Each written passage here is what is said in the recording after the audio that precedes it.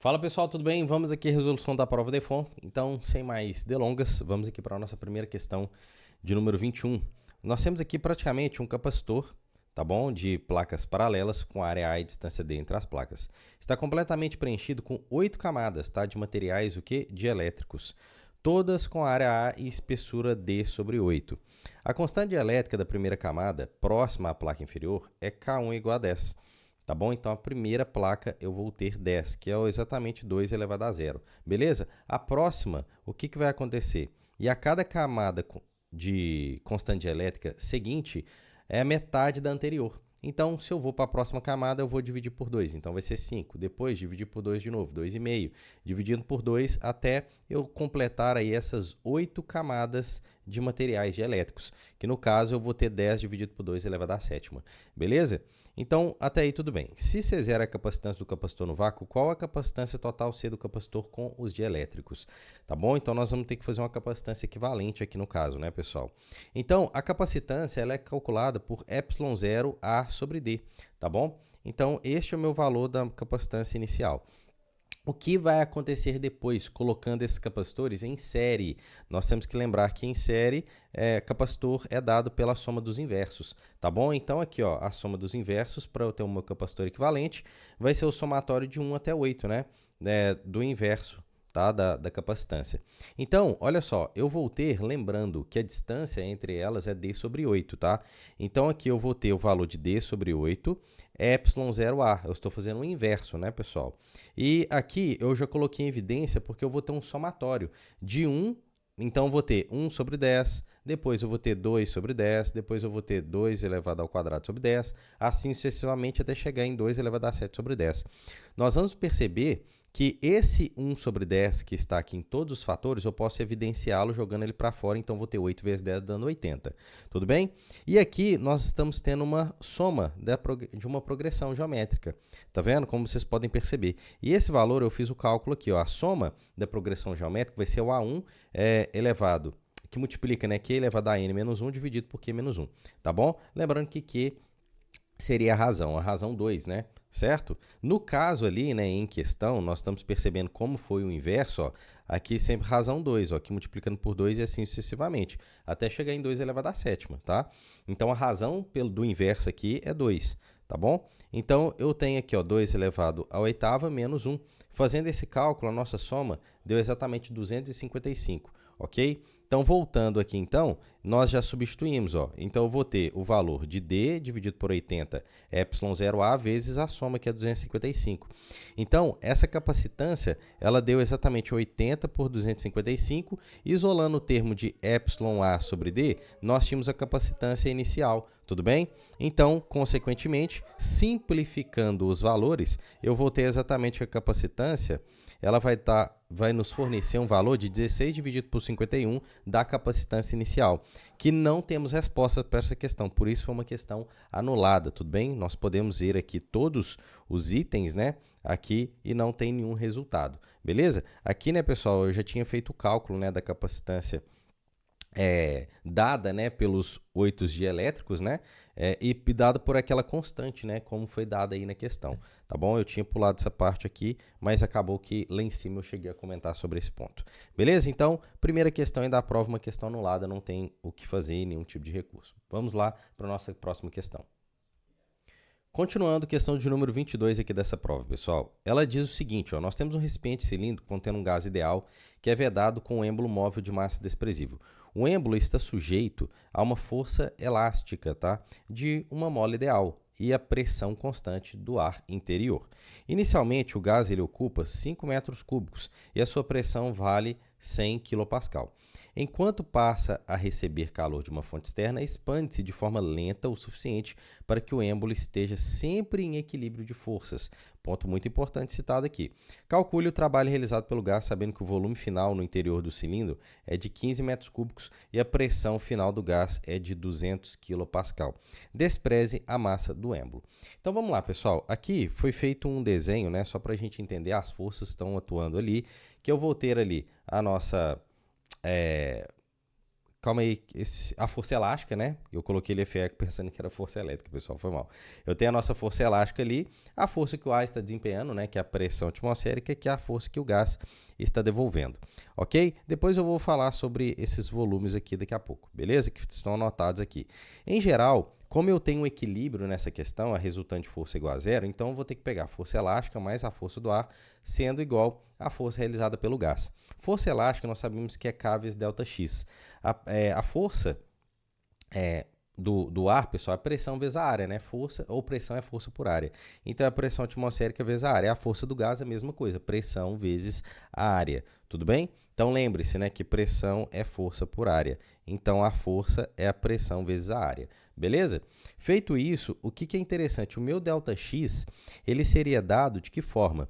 Ele seria dado, se nós formos pensar aqui na questão, que o volume, ele seria deformação mais o volume, né, seria deformação ΔX mais uma altura que eu tenho ali de gás, né, digamos assim, vezes uma determinada altura, né? Então, é base vezes altura, isso é o volume.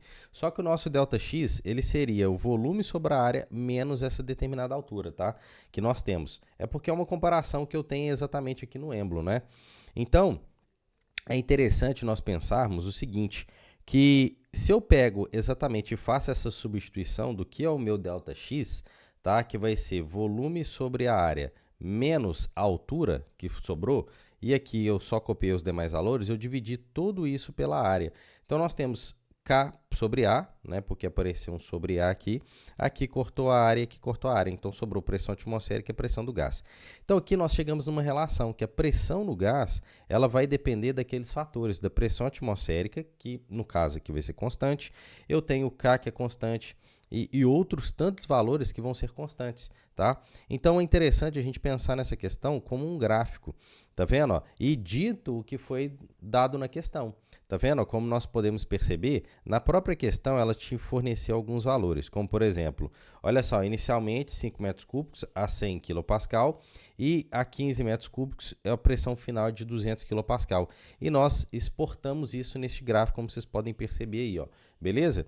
Então, aqui, ó, nós sabemos que o trabalho do gás é dado pela área, tá bom? Então, a 5 metros cúbicos eu tenho 100 kPa e a 15 metros cúbicos eu tenho 200 kPa. Então, fazendo a área aqui, que é um trapézio, né, base maior mais a base menor, que é 200 mais 100, vezes a altura, dividido por 2, beleza? Então, aqui nós temos o nosso valor, né? Esse valor aqui, tá, pessoal, é 10 a terceira, tá? A altura seria de 5 a 15, que é 10, tudo isso dividido por 2, dando um trabalho do gás de 1.500 kJ, beleza? Então, era interessante essa questão, porque ela poderia envolver outros fatores, tá, de diferenciação, mas o interessante falou que esteja sempre equilíbrio de forças, e isso nos ajuda a montar essa estrutura gráfica, e com isso, nós temos aí o resultado de 1.500 kJ, dando a alternativa de letra A como a resposta aí da questão de número 22, beleza? Então, vamos aí para a nossa próxima questão. Vamos lá então, pessoal, questão de número 23 aqui agora, vamos ampliar aqui para que nós possamos fazer os comentários dela. O ar contido no interior de um arranjo cilíndrico, pistão, é considerado um gás ideal e executa um ciclo descrito pelos processos reversíveis, tá? 1, 2, 3, 4, 5, 1. É um sistema fechado, conforme o diagrama pressão-volume. Tudo bem? Mostrado abaixo. Então, ele te deu até os processos dessa questão. Como vocês podem perceber, 1, 2 é um adiabático, o 2, 3 é isovolumétrico, 3, 4 isobárico, 4, 5 adiabático e 5, 1 isovolumétrico, tá? Se M é a massa de ar contido no interior do cilindro e CP e CV são, respectivamente, os calores específicos de a pressão constante e a volume constante, durante todo o ciclo, assinale as afirmativas abaixo, tá bom? Então, vamos lá. A primeira afirmativa, ela diz o seguinte: a eficiência termodinâmica dessa máquina térmica, ela é dada por N igual a 1 menos TL dividido por TH. TL é a temperatura baixa, né, de low, né, e H vem de high, beleza? Que é a temperatura mais alta, tá bom? Em que TL é a temperatura mais baixa e TH é a temperatura mais elevada, beleza. Só que nesse caso aqui, nós temos que entender que o ciclo dado não é um ciclo de Carnot, não é um rendimento de Carnot, tá bom? Então, eu até anotei aqui, ó, o primeiro caso aqui que nós estamos analisando, ó, é para um rendimento de Carnot, que isso é válido, temperatura da fonte fria dividido pela temperatura da fonte quente. Mas aquele ciclo não é um ciclo de Carnot. Então, o que trata do primeiro item nosso aí sendo falso. Tudo bem? Vamos aqui para os demais itens. Item 2. Ele fala que o calor rejeitado pelo ar ocorre no processo 5.1, tá? E o calor total recebido pelo sistema ocorre nos processos de 2 a 3 e de 3 a 4. Vamos analisar aqui então, feito aqui um caso, né? Nós estamos analisando a proposição 2, que aqui se encontra todas as anotações que eu já fiz. No caso, analisando a primeira lei da termodinâmica e também Clapeyron, nós temos que entender o seguinte, no processo de 5 para 1, o que está acontecendo? Vamos ver no processo de 5 para 1? Você percebe que aqui ocorre uma diminuição da pressão. Diminuindo a pressão, automaticamente, tendo a volume constante, tá bom? Eu vou diminuir a temperatura. Diminuindo a temperatura, nós vamos ter uma variação da energia interna negativa, tá bom? Ali não tem trabalho, no caso, por que não tem trabalho? Porque o volume é constante, tá bom? Então, analisando dentro da primeira lei da termodinâmica, temperatura diminuindo, ΔU diminuindo, não tendo trabalho, tá? Então, não tem trabalho, e sendo o seu ΔU negativo, o calor também vai ser negativo. Então, eu tenho que o calor negativo é um calor rejeitado, tudo bem? Então, vamos ver aqui no segundo item, ele fala que o calor total, o calor é rejeitado no processo 5.1, então isso aqui é verdadeiro. Primeira afirmativa aí é verdadeira, tudo bem? Continuando, no ponto 2.3 eu tenho que a temperatura aumenta, vamos ver, então de 2 para 3, realmente a pressão ela está aumentando. Se a pressão aumenta, eu vou ter ali um ΔU positivo, tá bom? Consequentemente, o volume era constante, então não tem trabalho, e aqui eu tenho calor recebido, que o calor vai ser positivo, né? Porque não tendo trabalho e tendo um ΔU positivo, consequentemente o calor também vai ser positivo, beleza? Então, vamos analisar aqui então o que está sendo dito na proposta 2. Ele fala aqui, ó, que o calor total recebido pelo sistema ocorre nos processos 2, 3 e 3, 4. Então, é recebido sim, o calor é recebido. E vamos ver a outra proposta aqui, ó, a 3, 4, vamos ver se a temperatura aumenta e se o calor também vai ser recebido. Ó, de 3, 4, olha aqui, ó, nós estamos tendo uma pressão constante, mas um aumento de volume. Para ter um aumento de volume, o que tem que acontecer? A temperatura vai ter que aumentar. Tá vendo? Ó? Porque eu tenho uma variação de energia interna positiva, porque eu tenho um trabalho positivo também, porque já variou o volume. Então, trabalho positivo, eu também vou ter um calor aqui, como vocês podem ver, positivo. Então, a proposta 2 ele está toda verdadeira, beleza? Continuando então, proposta 3, vamos ler aqui primeiro. Ele está falando o seguinte, ó, que a variação da energia interna do ar no processo 3.4 é dada pela massa Cp T4 menos T3, né, que é o calor, a pressão constante, tá?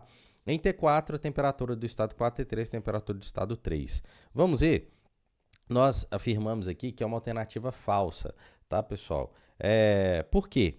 O trabalho é diferente de zero naquele caso, tá? Então, vamos ver aqui, de 3 para 4. Ó, de 3 para 4 aqui, eu tenho um trabalho diferente de zero, tá? Existe trabalho, tá bom? E aí, eu tenho que pegar em relação ao calor, né, que é gerado ali, que é a massa, vezes o calor específico, a pressão constante e variação de temperatura. E analisando a primeira lei da termodinâmica, como está sendo dito aqui, ó, o meu trabalho é diferente de zero, é um trabalho positivo também, tá? Então, ó, eu posso afirmar que a variação da energia interna, ela vai ser diferente do calor para essa situação. Então, ali ele nos disse que a variação de energia interna no processo é dada pelo calor, e não é, porque ela vai ser diferente, tá bom? Então, vai ser uma alternativa falsa, tudo bem? E o quarto item aqui que nós temos, nós falamos que o processo 4.5 é de expansão e o processo 1.2 é de compressão. 4.5 é de expansão, nós percebemos que realmente nós vamos ter aqui uma expansão, ó, de 4 para 5 o volume aumentou, e de 1,2 é a compressão, realmente o volume vai diminuir de 1 para 2. Então, a alternativa correta também, o item 4, tá vendo? 4, 5 expansão e 1,2 compressão, sendo assim um item verdadeiro. Então, o que nós temos de verdadeiro nessa questão é exatamente os itens 2 e 4, dando resposta letra D. Beleza, pessoal? Então, tá aí resolvido toda essa questão de número 23 aí para vocês, beleza? Vamos aí para a nossa próxima questão.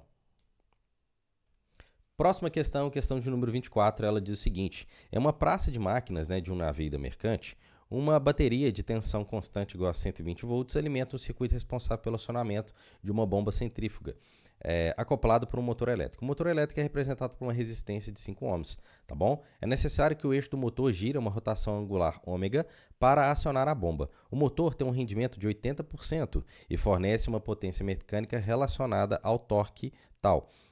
A rotação angular dada por a potência média é o trabalho vezes essa rotação angular.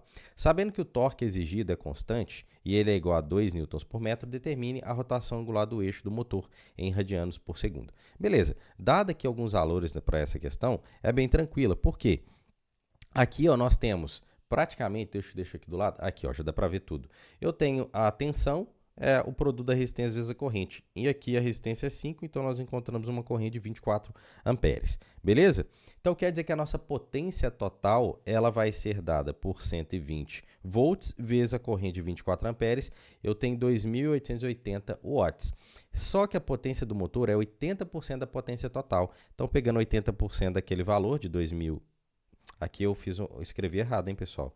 Aqui, 2.880. Tudo bem? Coloquei um 2 ali sem querer. Então, bom que nós já corrigimos aqui. Eu vou ter uma potência do motor de 2.304. Então, nós temos que a potência, como foi dada na questão, era o trabalho vezes a nossa velocidade angular. Então, aqui nós descobrimos uma velocidade angular de 1.152 radianos por segundo. Ok? Dando aí como alternativa correta para a questão o item de letra E. Perfeito? Então, mais uma questão resolvida. Vamos aí para a próxima. Vamos lá, pessoal, questão de número 25, uma questão muito interessante da prova, envolvendo aqui a parte dinâmica, e ela diz o seguinte a todos nós, vamos lá. O coeficiente de atrito estático entre o bloco de massa MA e a superfície do plano inclinado é de raiz de 3 sobre 4, tá bom? Para qual intervalo de valores a razão MB por MA o sistema fica em equilíbrio? Então, vamos lá. Primeiro ponto que eu fiz nessa questão, porque nós sabemos vários elementos, né, dessa. Nós sabemos que aqui nós temos uma componente Px, nós vamos ter força de atrito dependendo, né, do tipo de movimento gerado. Aqui nós vamos ter o peso do corpo B, aqui nós temos uma tensão direcionada para cima, que vai ser a mesma tensão que vai puxar aqui o fio A também.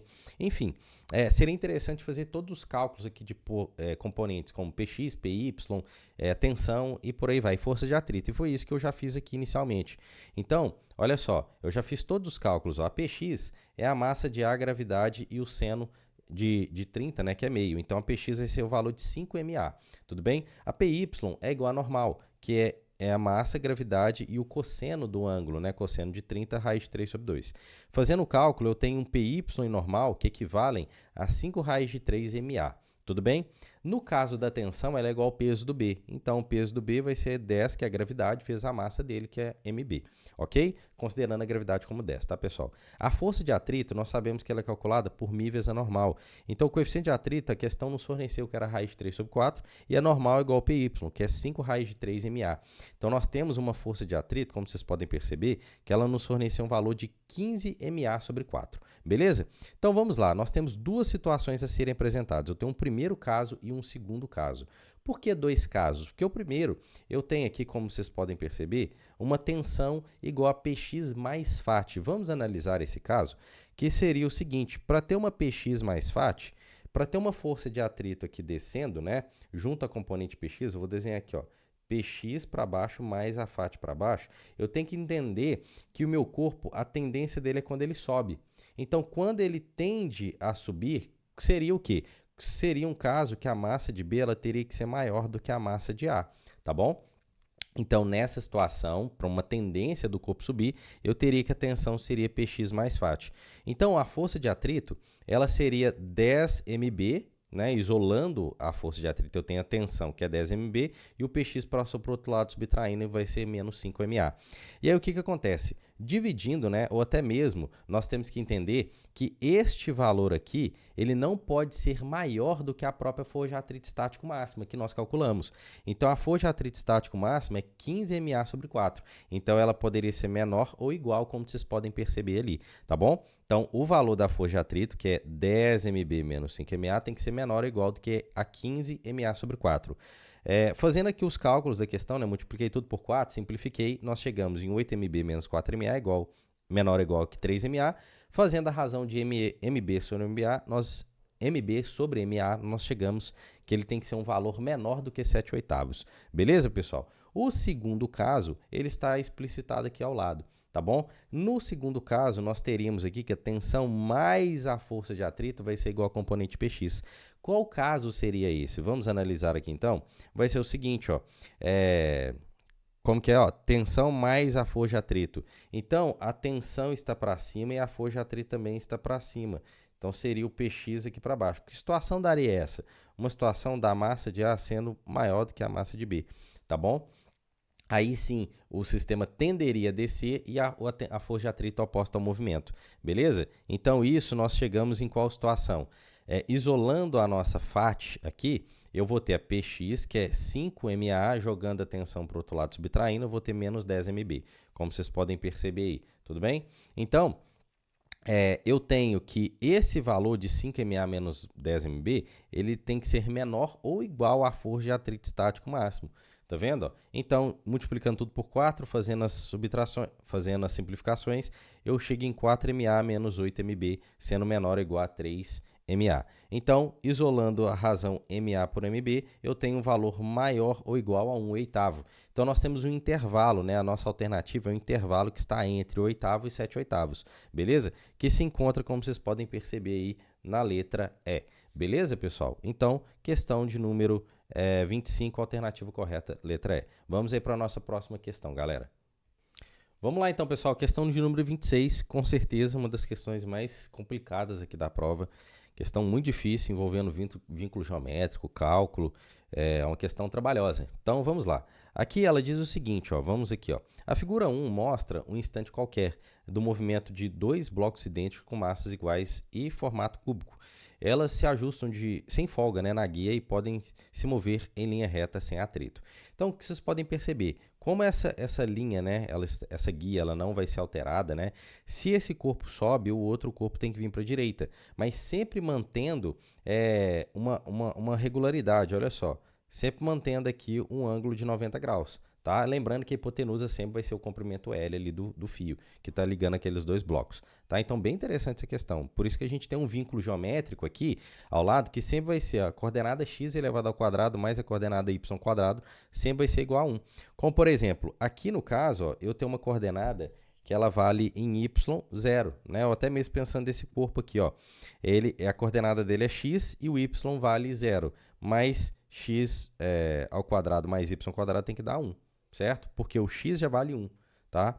Mas se ele muda, se eu faço isso aqui, por exemplo, ó, eu sei que aqui eu vou ter uma nova coordenada em x e uma nova coordenada em y, mas o valor de x ao quadrado mais y ao quadrado sempre vai ter que dar 1, tá bom? Esse é o vínculo geométrico que nós temos aqui, que eu já coloquei, tá certo? Então, os blocos são conectados por uma barra rígida com 1 metro de comprimento, né? Por isso que a soma de x ao quadrado mais y ao quadrado é igual a 1, né, pessoal? E a massa é desprezível. As conexões no topo de cada bloco são articuladas, que permite a rotação da barra durante o movimento, como eu já citei. O sistema inicialmente é colocado em repouso na configuração ilustrada vista na figura 2. Tá? Então é isso que nós temos, né? Essa configuração.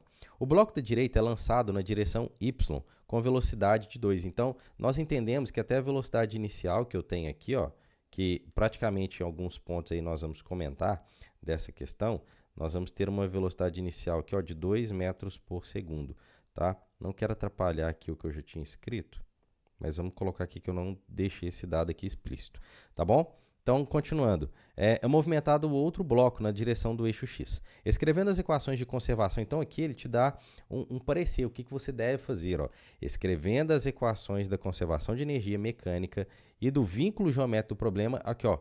É possível, tá? Acho engraçado isso aqui ainda. É possível fazer uma analogia entre o movimento dos blocos e outro tipo de movimento bem conhecido. Tá vendo?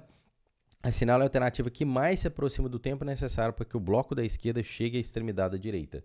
Tá bom? Então, o bloco da esquerda chegue até essa extremidade da direita. É isso que é o ponto da questão. Quanto tempo que ele vai gastar para realizar isso. Tá certo? Galera, questão dificílima, tá bom? Então, vamos lá. Como eu já tinha citado aqui, ó, o nosso vínculo geométrico, tá? Vamos deixar assim que eu acho que dá para enxergar bem.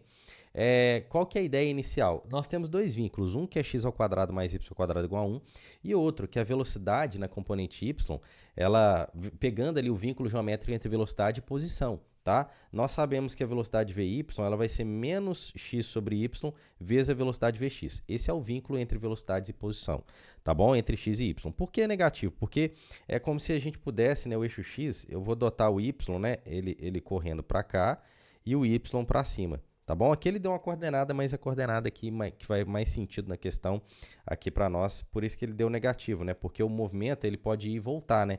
Então, na volta, né, ele está indo contra a coordenada, eu tenho que considerar isso, tá bom?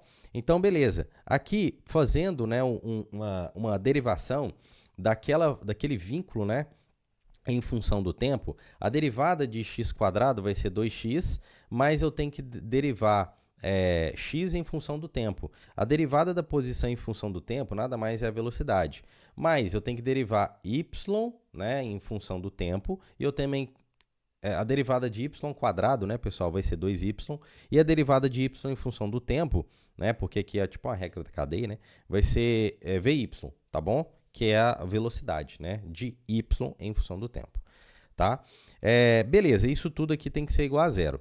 Então, o que ocorre, tá? Outro ponto que eu peguei aqui foi em função da conservação da energia. Porque eu tenho energia inicial, sendo mv0² sobre 2, mas eu tenho energia pós, porque todos os dois blocos vão se movimentar. Então, essa aqui é energia cinética em relação ao corpo x, e essa aqui é energia cinética em relação a y. Dividindo tudo por 2, né? As minhas equações, e lembrando que a minha velocidade inicial é 2, né? Então, 2² vai ser 4. Então, simplificando todas as massas, né, pessoal? Ou simplificando esse m sobre 2 de uma vez, né? Vai sobrar vx² mais y² é igual a v0², que é 2², dando 4. Beleza? Então, eu chego naquela outra relação. Agora, o que nós tivemos que pegar? A substituição daquele vínculo geométrico, tá? Por exemplo, o x², ele é todo aquele valor. Então, deixa eu ver o que eu fiz aqui agora. Gente, essa questão foi realmente bem pesada, tá? Ah, tá. Eu acho que eu lembrei aqui, tá? Eu fiz alguma substituição no lugar de Vx ou Vy. Deixa eu ver. Olha aqui, ó. Eu tenho y² por x² vai ser igual a Vy, mais Vy² é igual a 4. Exatamente, eu fiz uma substituição nesta equação aqui. Dando continuidade nela, nós chegamos exatamente nesse valor, ó, que y² dividido por 1 menos y², que multiplica Vy² mais y² é igual a 4, tá bom? E aí, aqui eu fiz o mínimo, né, pessoal? Porque aqui é uma multiplicação, né? Então, eu fiz o mínimo com esse Vy². Fazendo o mínimo, que é 1 menos y², nós vamos chegar exatamente nessa relação, tá? Beleza? E por que eu fiz o mínimo, né? Então, eu vou ter y, que multiplica Vy², depois eu vou ter mais, tá? Este valor multiplicado por esse valor. E ele está escrito aqui, né? 1 vezes Vy², tá aqui, menos y², que multiplica esse valor de Vy², que vai ser y², Vy², né? Negativo, como vocês podem perceber aqui. Tá? Isso tudo vai ser igual a 4. Então, organizando aqui a minha equação, nós chegamos em Vy² é igual a 4, que multiplica 1 menos y². Tá? Se nós tirarmos a raiz quadrada, eu tenho que ver y, vai me dar o valor de 2, que multiplica a raiz de 1 menos y². Só que esse valor é exatamente o meu valor x, é a minha posição x. Porque se eu isolo, olha lá, x, se eu jogo esse y² para o outro lado do vínculo geométrico, vai ser 1 menos y². Tirando a raiz, eu vou ter 1 menos y² dentro da raiz, tá vendo? Então, esse cara aqui é exatamente x. Então, a gente pode falar que Vy, ele vale 2x, tá bom? Olha lá, aqui não dá para ver, né, pessoal? Porque eu tenho que olhar para a tela aqui na gravação, tá? Então, esse valor aqui é exatamente x. Então, Vy é igual a 2x. Então, olha só, se Vy é igual a 2x, nós temos uma relação também que Vx vai ser menos 2y, tá? Analisando o vínculo. Então, eu posso até derivar a função da velocidade em função do tempo para achar a aceleração. Então, a derivada da Vy, vou achar a aceleração em y, que ela vai ser 2Vx, tá bom? E outro ponto, a derivada da velocidade, que é menos 2y, em função do tempo, eu vou ter a aceleração em y, que vai dar menos 2Vy. E é interessante que, olha só, o meu Vy aqui, ele está aqui. Então, eu poderia falar que Vy seria 2x, então a aceleração em x vai ser menos o 2x que está aqui, ó. Então, 2x com menos 2x vai dar menos 4x. E aqui eu consigo isolar a aceleração em x em função da coordenada x. E aqui da mesma coisa. Olha só, a minha Vy, ele vale menos 2x. Então, jogando aqui menos 2y, perdão, né? Olha lá, ó, Vx é menos 2y. Então, jogando menos 2y, que eu vou ter menos 4y. Então, aqui eu também consigo isolar a aceleração daquele movimento na coordenada y. Então, a gente vai entender que isso aqui é um movimento harmônico simples, tá? Que a aceleração ela é dada por ômega ao quadrado x, vocês estão lembrados? Então, a aceleração é menos ômega ao quadrado x, tá? Então, o x está ali, então menos ômega ao quadrado é 4. Eu posso usar em módulo, né? E é isso que eu fiz aqui ao lado, ó. Então, ômega ao quadrado é 4, quer dizer que a nossa velocidade angular é 2 radianos por segundo. Tendo assim, analisando o nosso MHS, né, quando a partícula ela vai movimentando, né, da sua posição de máxima elongação a zero, então isso aqui praticamente é um quarto do período, porque aqui eu tenho mais a metade do período, depois eu volto mais um quarto, né, do período, mais um quarto do período, para voltar à posição que ele se encontra ao período total, né? Então, eu tenho que ir tudo e voltar tudo para ter um período completo. Então, aqui no caso, é um quarto do período, tá? Que é o que nós temos, de 0 até mais 1. Tá bom? Porque ele vai sair de 0 daquela posição, tá? Olha lá, ó, vai sair de 0 e vai até a posição mais 1. Então, é isso que eu estou analisando praticamente na questão. Tá certo? Então, o tempo mesmo é um quarto do período. Então, se nós já descobrimos que a nossa velocidade angular ela é dada por 2 radianos por segundo, um quarto do período, sabemos que o período é exatamente 2π sobre ômega. Então, ômega é 2, que nós substituímos aqui, então vai ficar 1/4 de 2π sobre 2, tá bom? Simplifico aqui, vai ficar π sobre 4. Π sobre 4, pessoal, vai dar exatamente um valor aproximado de 0,79 segundos.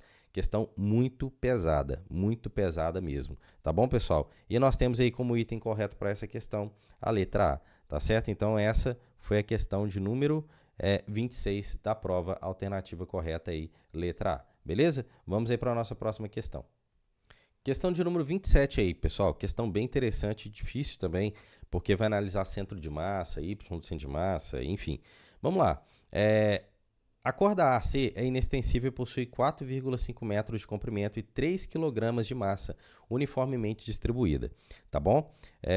Então, foi até feito o cálculo aqui da massa que eu tenho desse pedacinho AB aqui, ó.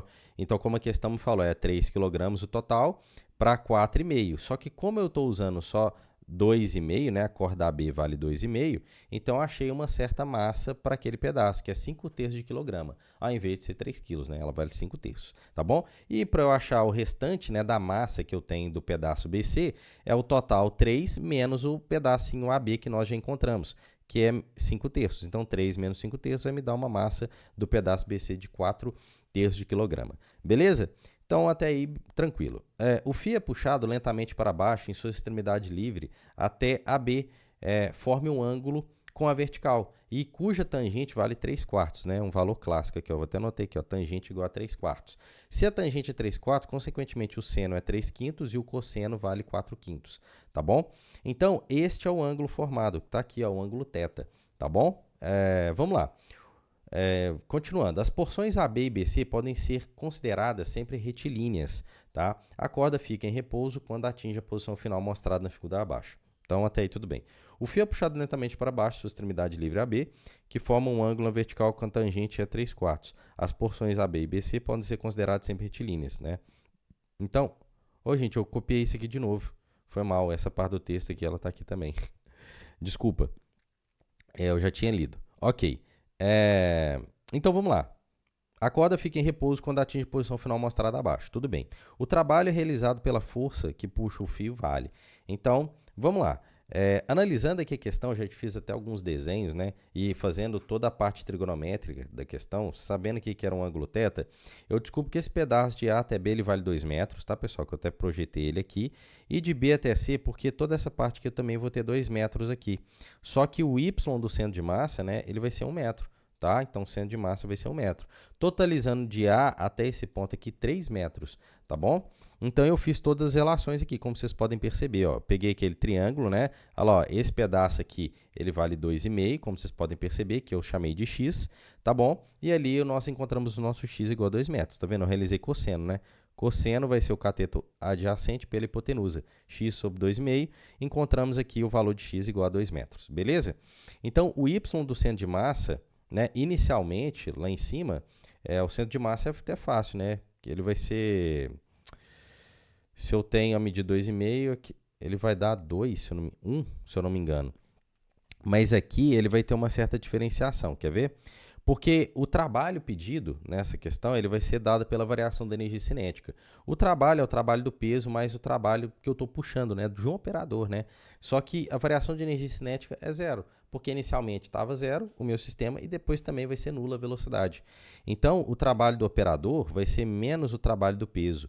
Tá? Então, no caso ali, vai ser menos mg ΔH, né? Mas aqui é a variação do centro de massa em y. Tá bom? Então, é isso aqui que eu preciso descobrir, ó, tá? Então, é fácil, né? A massa é 3, a gravidade é 10, e essa variação do y de centro de massa que nós precisamos descobrir, que é o que está escrito aqui, ó. Então, vou ter 5 terços menos 1, tá? Mais 4 terços, que é a outra massa, e a posição dela é menos 3, tá bom? E tudo isso dividido pela soma das massas, que é 3. Então, é massa vezes a posição, mais massa vezes a posição. Lembra que 5 terços era o nosso valor da massa MA. E a posição onde que ele se encontrava seria menos 1. Mais a outra massa, que é 4 terços, vezes a posição que daria menos 3, como a gente comentou aqui, né? Tá vendo? É porque o y, né, eu estou considerando para cima e aqui o corpo está descendo, né, pessoal? Então, tá o contra coordenada, por isso que é menos, tá certo? Então, aqui é a soma da massa, né? Se eu pego exatamente uma massa que vale 5 terços com 4 terços, nós vamos ter a massa total, que é 3, que nós já tínhamos. Fazendo essa conta, o y do centro de massa deu exatamente menos 17 nonos de metro. E é isso que eu precisava para fazer aqui, ó. Menos 17 nonos do centro de massa, menos o centro de massa inicial, que era quanto? O centro de massa inicial era 9 quartos. Por que 9 quartos? Que eu já tinha anotado aqui, ó, que era 2,25, que a própria questão nos tinha informado, tá bom? Inicialmente, tá bom? Então, 2,25 é o meu centro de massa inicial, que é 9 quartos. Então, eu tenho menos 17 nonos, menos 9 quartos. Fazendo o cálculo, nós chegamos num trabalho do operador aqui de 65,6 joules, que é a alternativa dessa questão. Questão difícil, tá? Então, o item correto aqui, letra C, como vocês podem perceber. Então, vamos lá. Questão de número 27, alternativa, letra C. Vamos aí para a nossa próxima questão. Questão aí de número 28, pessoal. Ela diz o seguinte: um fio inextensível possui densidade linear de 0,4 vezes 10 a menos 3 kg por metro e peso desprezível. Ele é fixado na parede em uma das extremidades e suporta uma massa de 0,1 kg na outra, tá? Conforme mostra a figura. A porção horizontal do fio, que vai desde a sua conexão da parede até a rodana, mede 10 centímetros, tá bom? 10 metros, perdão, 10 metros.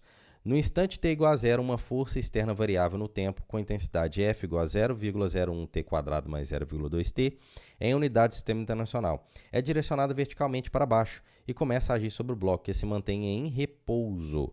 Tá? Nesse mesmo instante, um pulso é propagado na corda a partir do ponto de contato com a rodana.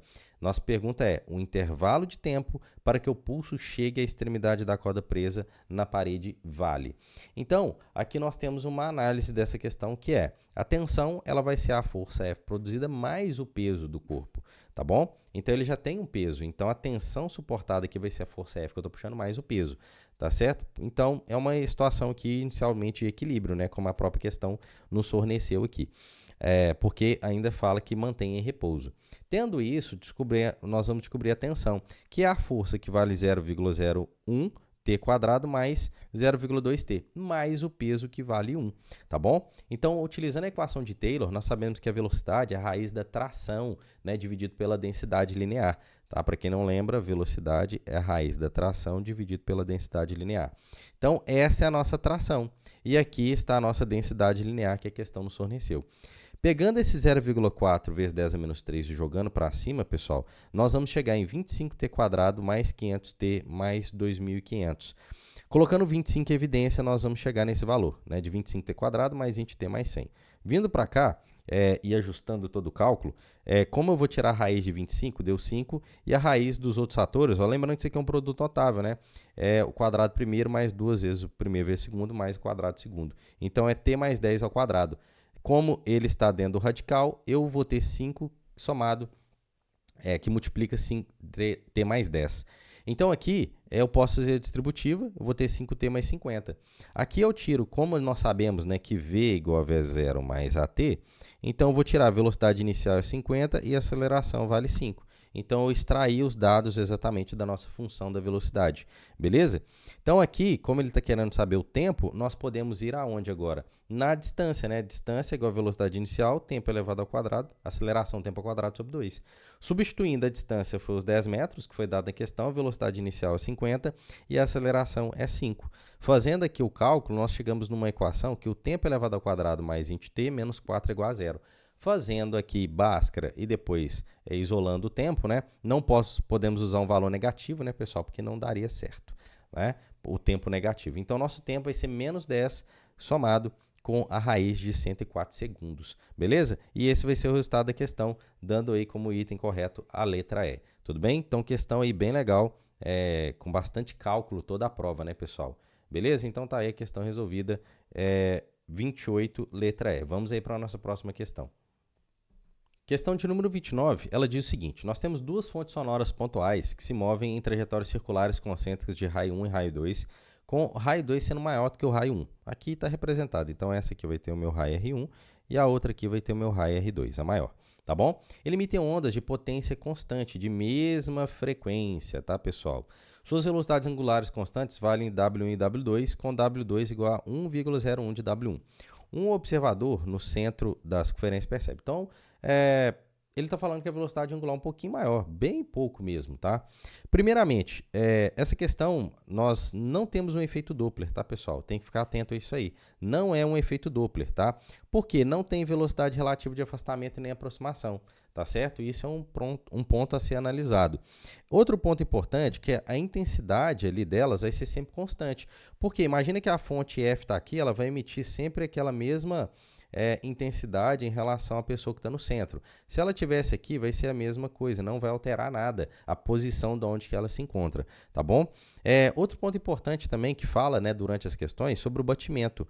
O batimento, ele tem que ter uma frequência um pouco diferente para que isso ocorra, tá? Elas são bem próximas, né?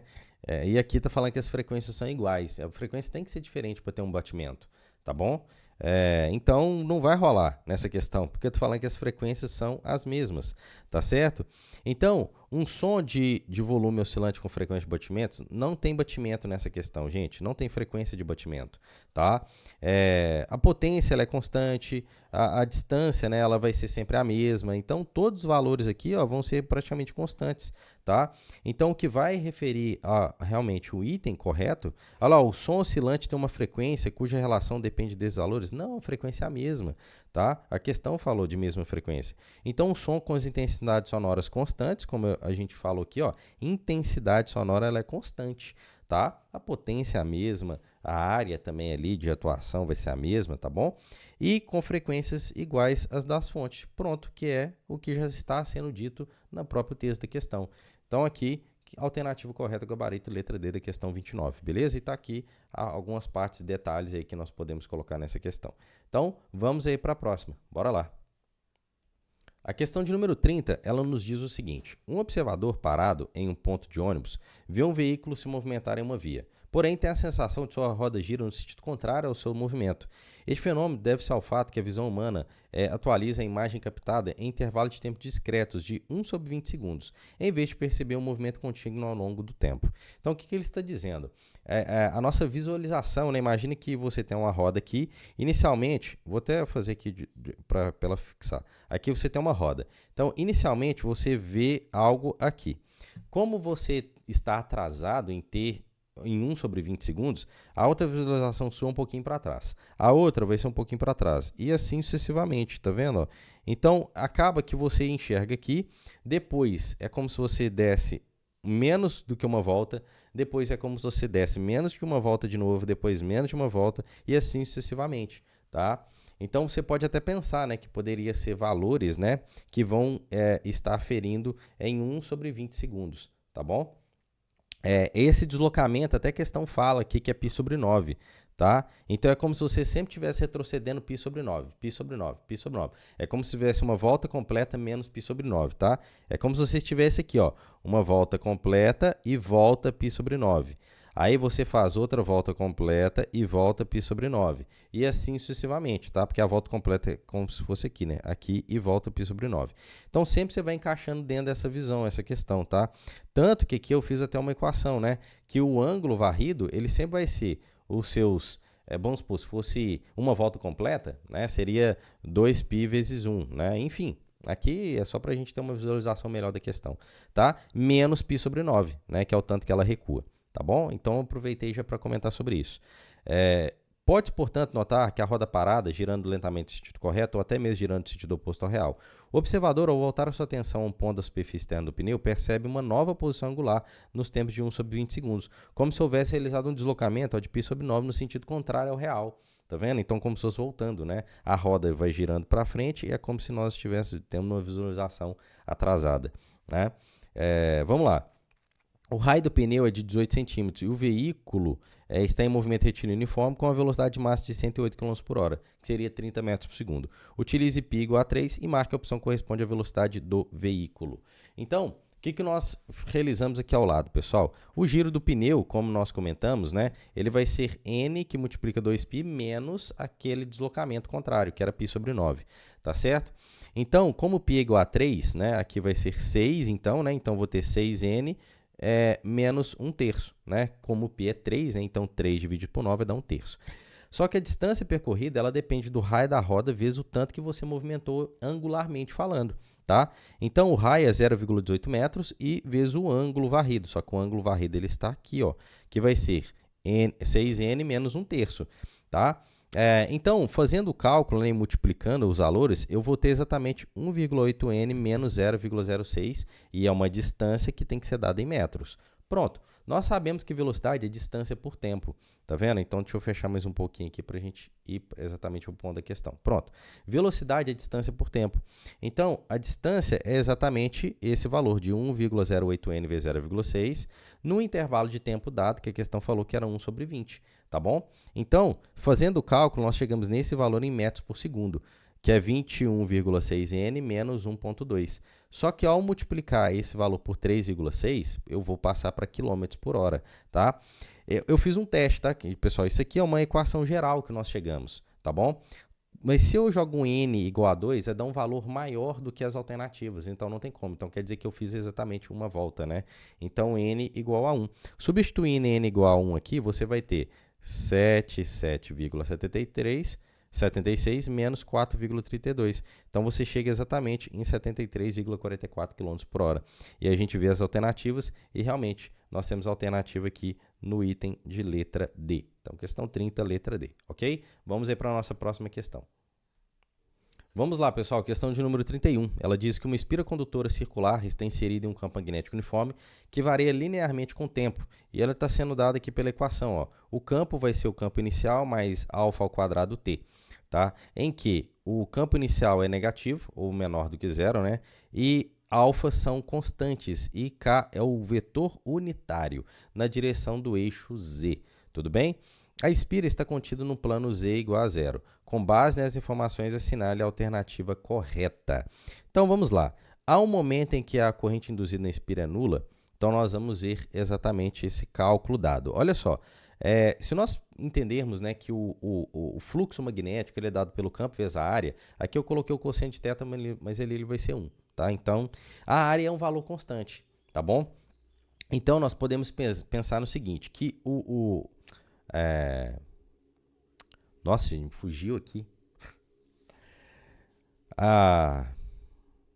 Cara, a eletromotriz induzida, juro que fugiu. A eletromotriz induzida, ela vai ser dada pelo módulo da derivada, né? Porque é a variação do fluxo pelo tempo. Então, essa prova utiliza bastante cálculo, né, pessoal?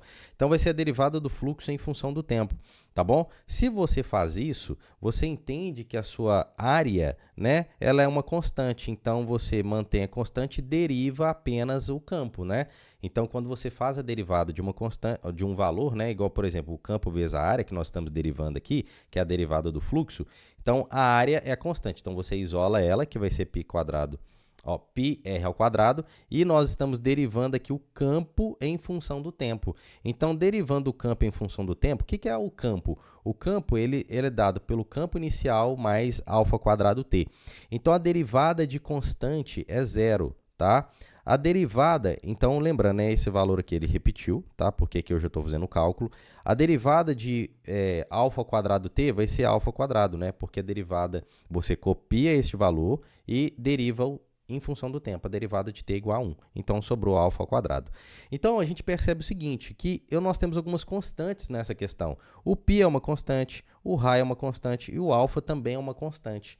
O que vai remeter ao quê? Que a minha corrente induzida, ela sempre vai dar um valor constante também, porque a corrente vai ser a minha eletromotriz induzida dividido pela resistência. Então, todos aqueles valores são constantes. A minha corrente é dada por vários valores constantes dividido pela resistência. Tá? Então, a minha corrente induzida também vai ser uma constante. Então, por isso que nós chegamos no item da letra B, que a força eletromotriz induzida na espira ela é constante através de todo o cálculo que foi realizado aqui. Tudo bem? Então é isso. Vamos aí para a nossa próxima questão. Vamos lá, pessoal, questão de número 32 aqui agora. Questão bem interessante aqui, ó. Uma aluna da IFON utiliza uma chave de roda de massa desprezível composta por duas barras cilíndricas entrecruzadas e uma corda ideal para criar uma alavanca e puxar um carro quebrado, né? Então, bem inteligente. Pegou aqui o carro. Cara, esses dias eu vi um vídeo sobre isso aqui no Instagram, vocês acreditam? Bem interessante. Então, a corda é amarrada na árvore, passa pela... Então, é interessante vocês falarem assim, a física não está no cotidiano. Tá aí, olha aí, ó. Então, a corda é amarrada na árvore, passa pela parte inferior da barra horizontal e é enrolada algumas vezes entre as duas barras, tá? E sai pela parte superior da barra horizontal, que é presa o carro. A chave é girada com uma velocidade angular constante, olha só, que vale 3 radianos, tá, por segundo. E vai sendo enrolada na porção de que a corda vai para a árvore, ao mesmo tempo que puxa a outra porção da corda, que também se enrola sobre ela, e reboca o carro. O diâmetro das barras vale exatamente 2 centímetros, tá? E a distância entre o centro da barra horizontal e a extremidade superior da barra vale exatamente 50 centímetros, tá? Onde está sendo aplicada a força também, né, pessoal? E não há deslizamento entre a corda e a chave de roda.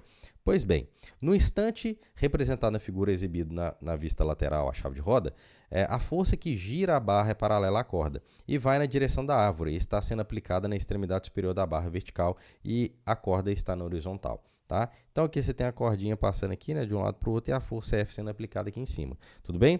Como a massa da barra é desprezível, a soma das forças e dos torques que agem sobre ela é nula. Então, a soma das forças e dos torques. Tá? Então, ela está falando de realmente equilíbrio. Tá? Se a tensão, né, na própria corda que se prende à árvore vale 2.940 newtons, a potência que a força externa transmite para o carro vale. Então, vamos ver aqui, pessoal. Primeiramente, o que foi dito aqui nessa questão? Um equilíbrio de força. Aqui eu fiz um desenho do que realmente está acontecendo nessa questão. Deixa eu diminuir um pouquinho aqui, ó.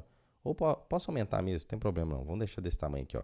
Então, tá aqui, ó. Só que nós temos que comparar o seguinte. A força, quando ela está sendo aplicada, em relação a esse ponto aqui central, ela vai ter 0,5 metros. E nós temos que pensar em outro ponto. Em relação a isso aqui, como às vezes eu até comparado como eixo, que nós vamos ver daqui a pouco, eu vou ter uma distância que vai ser 0,5 mais 0,01 centímetros, né? Tá? Interessante ali, tá? A gente entender sobre esse ponto.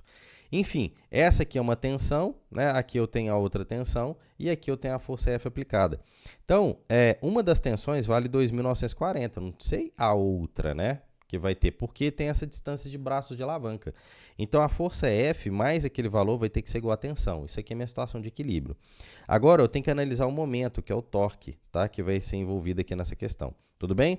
Então, falando no torque, né? Olhando o nosso desenho, eu vou ter exatamente essa força de 2.940 vezes o braço de alavanca dela aqui, que vai ser 0,1, mais a tensão, que também vai ter um braço de alavanca aqui desse eixo, do centro aqui, ó, que também vai dar 0,1, vezes a força F, que tem um braço de alavanca dela até o ponto central, né? Que ela falou que ela tinha 2 centímetros de diâmetro, né?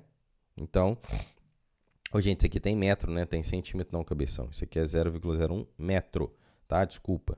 Beleza? E aqui o torque de 0,5 metros, tá? Que é 50 centímetros. Dividindo todo mundo por 0,1, porque eu posso cortar esse 0,1, cortar esse 0,1 e isso aqui eu vou dividir por 0,1 também, vai aumentar o valor. Então, vai dar 50F igual a T mais, porque isso aqui já era, isso aqui já era, vai dar T mais 2.940. Pronto, cheguei nessa equação. Então, tem duas equações, equação de número 1 e equação de número 2. Aonde que eu fiz ela? Pegando a equação 1 e 2, tá? Nós encontramos uma força que dá 120 newtons, beleza? Igualando as duas ali, né? Para descobrir a força F. Posso igualar T a T, ou fazer um sistema, enfim. A força é 120 newtons. Então, nós sabemos que a potência ela é a força vezes a velocidade. A força, como já foi dito aí na questão, ela tinha um valor de 120, e a velocidade nós temos que descobrir como. É a velocidade de rotação, a velocidade linear. Ela vai ser angular, que é 3 vezes o raio. Só que o raio de giro dela tem que tomar cuidado, tá? É 0,5 mais esse pedacinho de 0,1 metros, que é tudo isso aqui, ó, daqui até aqui, ó, tem que pegar toda essa porção, tá bom? Então, a velocidade que nós vamos ter vai ser, o raio vai ser 0,5 mais 0,01. Então, totalizando aqui numa velocidade de 1,53 metros por segundo, que foi a velocidade que nós estamos utilizando aqui. Potência é força vezes a velocidade. Multiplicando, nós chegamos no resultado de 1,53, de 183,6 newtons, tá? Que seria o resultado para essa questão aqui, como vocês estão vendo, de letra E. Tudo bem? Então, questão aí bem legal e interessante também. Vamos, então, a questão de número 32, nós encontramos aí como item correto letra E. Vamos aí para a próxima questão. Vamos lá, pessoal, questão de número 33. Ó. Um condutor esférico de raio desprezível, carregado positivamente com carga Q, está fixado ao solo horizontal num ponto O, sendo considerado uma carga pontiforme. Uma carga de prova Qzinho positivo, de massa Mzinho, é inicialmente colocada em repouso no ponto A do solo, localizado a uma distância D do ponto O. A partir do ponto A, inicia-se uma rampa retilínea, cujo menor ângulo com horizontal vale θ. Seja B um ponto da rampa que também é situado a uma distância D de A. Tá? Então, aqui eu já tinha uma distância D, aqui eu tenho outra distância D. Né? A carga Qzinha é liberada sobe, né, pela rampa sobre a ação de uma força elétrica repulsiva, proveniente de Qzão. Então, as duas eram positivas, né? Tanto Qzão positivo quanto Qzinho positiva também. Tá? Então, ela é solta e, por conta dessa repulsão, ela sobe. Tá certo? Desprezando qualquer tipo de atrito ou dissipação, de energia no caso, determine o modo da velocidade que a carga Q ao chegar no ponto B em função dos dados do problema. Tá bom? Dados, a constante eletrostática, a aceleração da gravidade vale G. Beleza? Então, é bem interessante, né, pessoal? Aqui está o desenho da questão. Ó. E aqui no desenho, nós já entendemos que nós podemos até fazer uma conservação de energia. Tá certo? Por quê? É legal pensar que essa carga Qzão, ela vai influenciar sobre a Qzinho, né, tendo forças elétricas, mas o mais interessante aqui é a energia potencial elétrica que existe, tá, entre elas. Então, a energia potencial elétrica inicialmente, que eu tenho, né, que é K Qzão Qzinho sobre D, ela vai ser igual a quanto? Né? Ela vai ser igual, lá em cima eu também vou ter energia potencial entre elas, aqui com aqui, ó, porque elas têm uma distância Dzão entre elas, igual eu fiz ali, ó, tá certo? Aquela distância D entre elas. Então, vai ser K Qzão Qzinho sobre Dzão. Agora, a própria partícula, ela tem massa, ela vai ter uma energia potencial gravitacional, que vai ser mgh. Então, aqui ó, vai ser mgh, só que a altura que eu tenho aqui, né, que é esse ponto que nós temos, nós tivemos que utilizar um recurso usando o seno, né? Usando o seno de θ, eu teria h sobre d. Então, h é d seno θ, tá bom? Que é a altura ali que nós temos. E lá em cima, ela tinha uma certa velocidade, como vocês podem perceber. Então, aqui nós descobrimos a velocidade dela fazendo o que? Energia cinética. Então, pronto, é isso que nós temos. Então, isolando a nossa velocidade ao quadrado desta equação, tá? Vou jogar todos os termos para o outro lado, eu já isolei aqui, ó. A velocidade me deu um fator de 2k Qzão Qzinho sobre m, que multiplica 1 menos Dzinho menos 1 sobre Dzão menos 2GH. Pronto. Então, o que eu preciso? Eu preciso substituir o Dzinho aqui, que eu sei que ele vale h seno θ. Não, Dzinho não, gente, desculpa. Eu sei que h aqui, né, aquela altura é d seno θ, perdão, que eu vou substituir aqui. Eu preciso descobrir essa distância adesão. Como que nós vamos descobrir essa distância adesão aqui, pessoal? Fazendo lei dos cossenos. Porque aqui eu tenho uma medida D, eu tenho outra medida D, e esse ângulo todo aqui, ó, ele vai ter que ser 180 menos o ângulo θ, que foi gerado aqui, ó. Ele é 180 menos θ. Perfeito? Então, vamos aqui para a lei dos cossenos, ó. Certo? Agora aqui é a lei dos cossenos, porque é medida, tá? Então, tem Dzão quadrado mais igual a Dzinho quadrado, menos 2 vezes Dzinho, cosseno de 180 menos θ. Mas lembrando que o cosseno de 180 menos θ é menos o cosseno de θ. Fazendo todo o cálculo, nós chegamos numa distância que vale D igual a raiz de 2, que multiplica 1 mais cosseno de θ, tá bom? E agora sim, eu tendo esses valores, né, da velocidade, olha só que eu tinha escrito aqui de novo, eu vou substituir, olha aqui que nós colocamos, ó, o D, que tem esse valor de D raiz de 2, que multiplica 1 mais cosseno de θ, eu vou substituir aqui, e aqui gente, faltou um 2 aqui, ó, aqui é 2GH, ó, 2GH, tá? E substituindo o H sendo D sendo θ. Aí sim, fazendo esse cálculo, nós chegamos exatamente nessa alternativa gigantesca, que é a resposta da nossa questão, tá bom? A velocidade é 2K Qzinho dividido por MD, que eu coloquei a massa em evidência, que multiplica 1 menos 1 dividido por 2, que multiplica 1 mais cosseno de θ, né? Eu até esqueci aqui de fechar esse parênteses aqui, né? Tá bom? Beleza? Menos 2GD seno θ. Pronto, esse é o nosso resultado para essa questão. Então, o item correto aí, ó, como vocês podem perceber, está aí da questão de número 33, letra D. Beleza? Questão 33, letra D. Vamos aí para a nossa próxima questão. Vamos lá, pessoal. Questão de número 34 agora. Uma esfera de raio desprezível, considerada uma partícula, né, está grudada numa extremidade de uma barra rígida articulada, de comprimento L, e de massa desprezível, que se encontra na posição vertical. Um bloco está encostado na partícula e o sistema está inicialmente em repouso. A aceleração da gravidade vale G, e a força que a barra exerce sobre a partícula tem sempre a mesma direção da barra. Tá bom? O sistema é retirado do equilíbrio por um ínfimo deslocamento angular da partícula para a direita. Então, ele vai fazer isto, né? Em seguida, solta para mover sobre a ação da gravidade. O bloco passa a ser empurrado para a direita pela partícula, transladando sem girar. Então, no instante em que o contato entre a partícula e o bloco é perdido, então se perde a normal, tá? Até está anotado aqui, a normal vai ser nula. A barra faz um ângulo θ com horizontal. Eu quero saber a velocidade do bloco neste momento. Então, vamos lá, pessoal. Primeiramente, aqui, nós fizemos algumas proposições, né? Alguns desenhos aqui, até mesmo para a gente fazer algumas considerações sobre essa questão. Primeiro, né, ela tem um comprimento L, ela fez um certo ângulo θ, e aqui, como ela está naquele ponto, ela perdeu a normal, como eu comentei com vocês, né? Aqui, ó, eu tenho a velocidade porque ela está caindo naquela direção, ela vai girando, né? Ela tendo uma certa velocidade angular de giro nesse sentido, tá? Ela vai fazendo isso aqui, ó, tá? Descendo fazendo aquele movimento.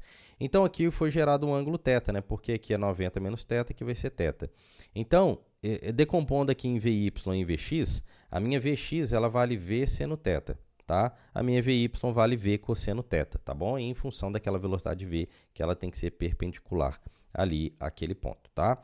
É interessante que se a normal ela vale zero, porque ela perdeu o contato, a aceleração no bloco ela vai ser nula, tá bom? Porque a minha Vx ela vai ser uma velocidade constante ali agora, tá bom? Então, a força resultante na barra ela vai ser nula. Então, a barra não vai ter nenhuma força mais exercida sobre aquele corpo. Então, aqui, ó, eu fiz um desenho apenas das forças que vão realmente estar atuando no corpo. Tá? A barra não vai fazer mais força naquele corpo, e sim apenas o seu próprio peso, tá bom? Então, pensando nessa ideia, nós sabemos que aqui, né, eu fiz aquele mesmo desenho, né, aqui era a minha componente vertical, né, aqui o ângulo θ gerado, o peso ali vertical para baixo. Se eu decompus aqui, separando o ângulo, eu tenho uma P seno θ. Essa P seno θ que está conectada à barra lá no eixo. Então, ela vai fazer o papel da resultante centrípeta, tá? Então, a resultante centrípeta vai ser P seno θ. Então, eu tenho que a resultante centrípeta é mv² sobre o raio é o próprio comprimento daquela haste, tá? E o peso P seno θ está ali, ó, que é mg seno θ. Simplificando as massas e isolando a velocidade, nós chegamos que a velocidade vai ser a raiz de Lg seno θ. Porém, a questão queria saber a velocidade na componente x, tá? Que seria a velocidade da caixa também. Olha só, tanto que ele pede a velocidade do bloco neste momento vale, porque se o bloco ele está em contato com aquele corpo, a velocidade que vai conduzir o bloco também vai ser a velocidade x daquele corpo. Tá bom? É a mesma velocidade, tá? Porque é ele que está empurrando o bloco juntamente. Então, na hora que se perde o contato, a velocidade Vx que a bolinha tem é a mesma velocidade que aquele bloco também vai ter. Então, a pergunta da questão era a velocidade Vx, tá? Do bloco. Como eu tenho que a Vx é uma V seno θ, que nós já tínhamos escrito lá em cima, a velocidade V ela se encontra aqui, ó. Então, peguei a velocidade V, que vale LG seno θ. Como eu tenho que multiplicar pelo seno ainda, pessoal, o seno que estava aqui fora, tá? Eu joguei ele lá para dentro da minha raiz. Então, ele vai como um seno elevado ao quadrado. Tanto que seno vezes seno ao quadrado vai me dar seno ao cubo, tá? Do ângulo. Então, essa é a velocidade Vx do bloco que é pedida pela questão. Beleza? Questão bem difícil aí, tá, galera? Então, a alternativa correta é, como vocês podem perceber, o item de letra B, tá bom? Então, a questão de número 34, a resposta é a letra B, beleza? Vamos aí para a nossa próxima questão, então. Vamos lá, pessoal, questão de número 35. Ela diz o seguinte: um cubo maciço é fixado no ponto A da esfera maciça de raio R da figura. Ambos possuem distribuição homogênea de massa. O sistema flutua em equilíbrio em que um fluido de densidade ρ1 fica exposto à atmosfera. Apenas o volume da calota esférica determinada pelo ângulo, que é de 120 graus. Então, tá aqui, né? 120 graus esse ângulo. Tanto que a gente pode fazer ali uma bissetriz, né, trazendo 60 graus para cá e 60 graus para cá. Perfeito? Para ficar mais fácil de fazer algumas análises ali, tá bom? Então vamos lá, pessoal. Essa questão é gigantesca de conta, tá, gente? Nossa. Em seguida, o conjunto é rotacionado de 180 graus em torno do eixo Y e é colocado em equilíbrio um outro fluido de densidade ρ2. Então quer dizer que eu inverti esse sistema aqui, ó, todo ele, eu joguei ele de cabeça para baixo. Então foi-se calota, cubo, foi tudo, né? Eu inverti em 180 graus em relação a Y. Nós rotacionamos aqui esse eixo, tá? Então ele girou, ele ficou de cabeça para baixo agora, tá? Essa é a ideia. E aí ele está num outro fluido ρ2, na situação no qual o cubo e a mesma calota esférica de ângulo alfa ficam agora submersos, tá vendo? Agora o cubo e a calota que ficam submersos. Marque a opção que corresponde à razão entre os líquidos, a densidade dos fluidos, na segunda situação e na primeira situação, tá bom? Sabendo que a razão entre o volume do cubo e da esfera é de 1/8. Então, o volume do cubo pelo volume da esfera é 1/8, tá bom? E que o volume do setor BCAD vale exatamente, a questão já nos informou, graças a Deus, 4/3 de πr ao cubo seno ao quadrado do ângulo alfa dividido por 4. Lembrando que esse ângulo alfa, ele era 120 graus, né, pessoal? Então, 120 graus dividido por 4 vai ser igual a 30 graus. Então, eu tenho que calcular aqui, ó, o seno de 30 graus, beleza? Observação, o setor esférico é obtido realizando a rotação do setor circular ABC em torno do eixo Z. Onde que está o eixo Z? O eixo Z está aqui, ó. Então, o setor circular que vai formar aqui, pessoal, é um cone. Aqui é um cone que nós temos, tá? Então, pensa comigo o seguinte, ó, aquela parte é o cone aqui, ó.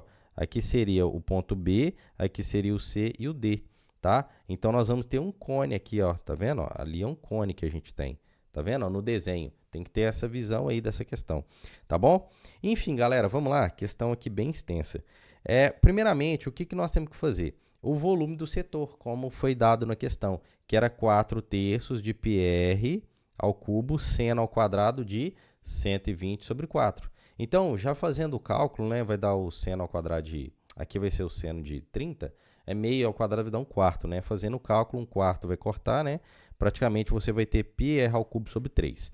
Outro ponto que era importante da nossa questão é entender que eu tenho o volume da calota, ela era o volume do setor menos o volume do cone formado, tá bom? E outro ponto, o volume submerso, né, em relação ao primeiro empuxo, tem que ser o volume total da esfera menos o volume da calota. Só que lembrando que o volume dessa calota é o volume do setor menos o volume do cone que nós vamos substituir aqui, ó, tá bom? Então, vamos lá. O volume submerso, ele vai ser 4/3 de πr ao cubo, que é o volume total da esfera, menos o volume da calota. Aí vem, quem que é a calota? É o volume do setor.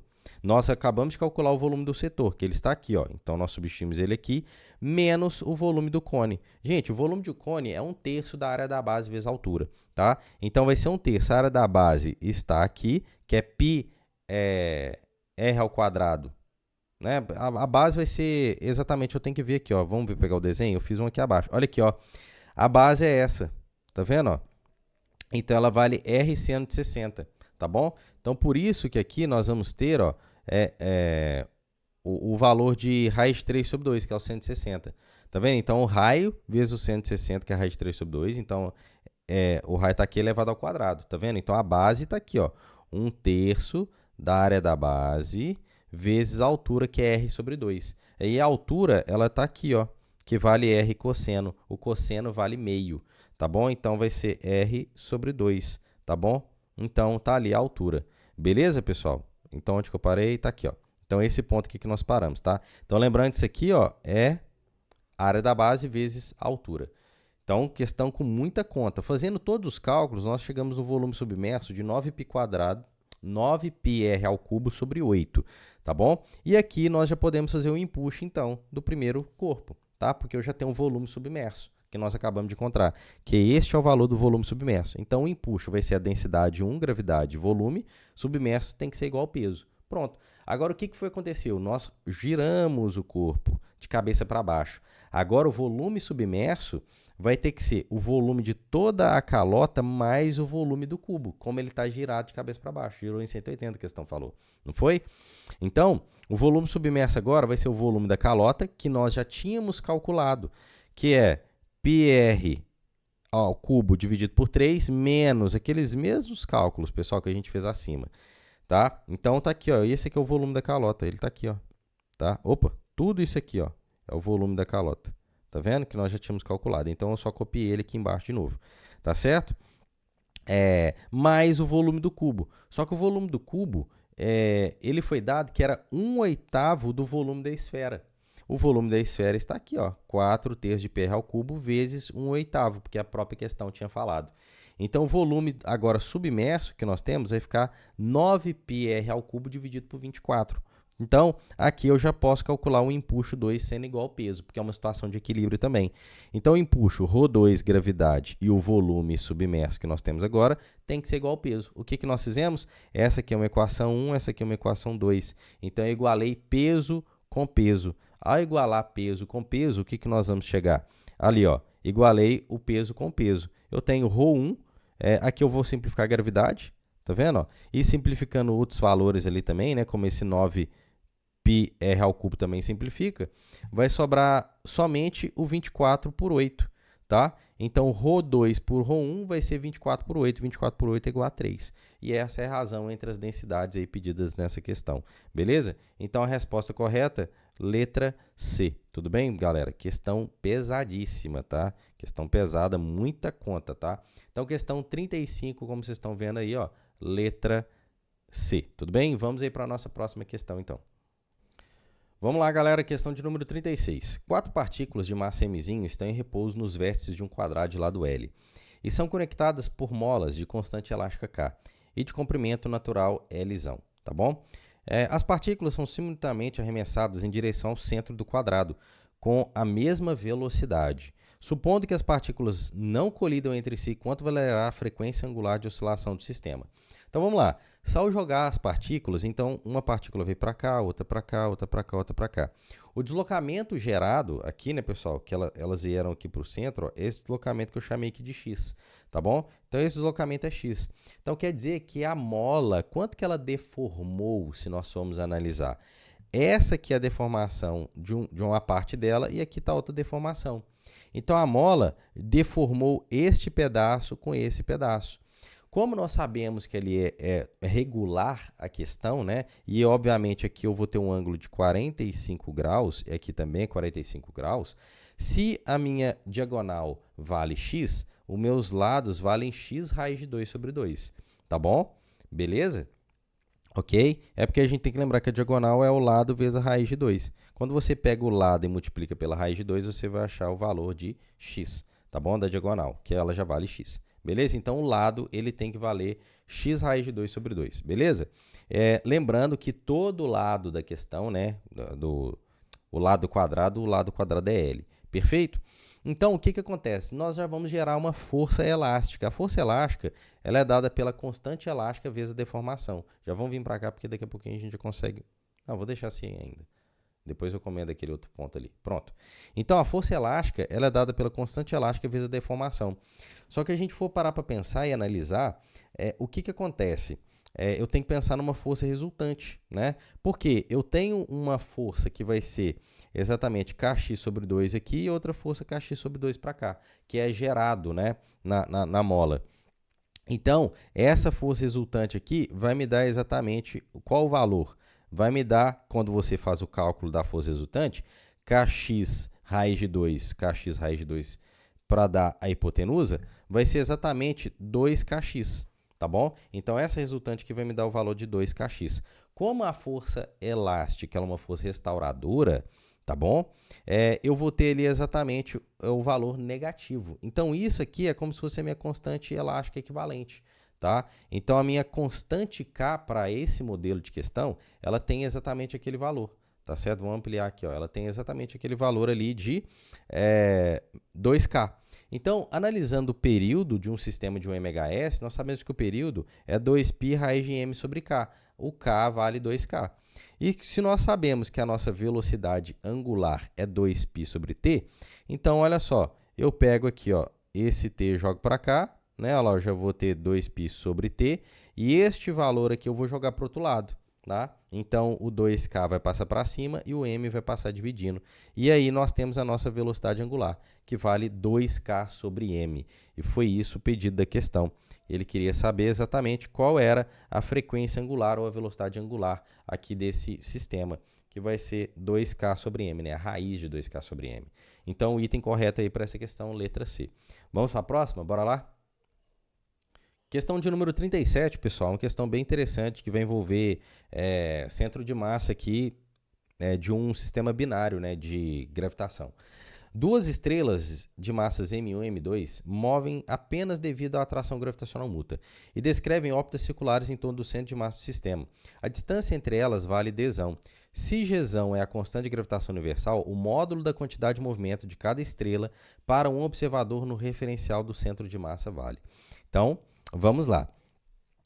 Primeiramente, no que nós fizemos aqui, né? Analisamos o que está acontecendo. Ó. Do centro de massa até a lateral, né, onde que esse outro corpo se encontra, eu tenho uma distância dzão.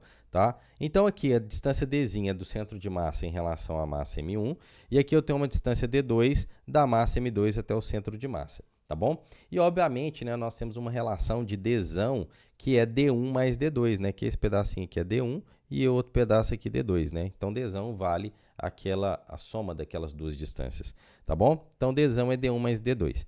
E aí, analisando, né, pelo centro de massa, eu posso falar que eu tenho uma situação que a massa 1 vezes a distância 1 tem que ser igual a massa 2 vezes a distância 2, tá bom? E aí, nós vamos relacionar exatamente essas equações aqui, ó, tá bom? Então, relacionando essas equações, eu posso tirar que dzão vai ser d1. Mas quem que é d1? Olha só, o d1, se eu isolo ele aqui, ó, d1, vamos lá, ó, d1 vai ser m2d2 dividido por m1. E é exatamente o que eu coloquei aqui, ó, no lugar de d1, tá vendo? Ó? Mais d2. Fazendo o cálculo aqui, fazendo o mínimo, eu acho que dzão vale m1 mais m2 dzão dividido por m1. Então, quer dizer que o d2, se eu isolo ele, eu jogo m1 para cá multiplicando, e o fator m1 mais m2 eu passo dividindo.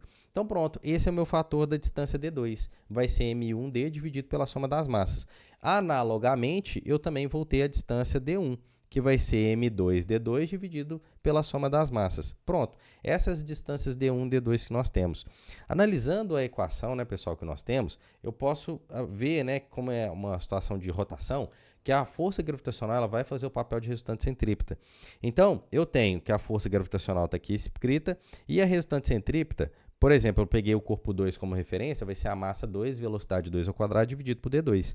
Então, simplifica aqui a massa m2, isolando o v quadrado, eu chego no valor da constante de gravitação massa 1 por d quadrado, e aí eu vou substituir quem é o nosso V2. É isso que eu fiz? Não, perdão, gente, substituir V2 não.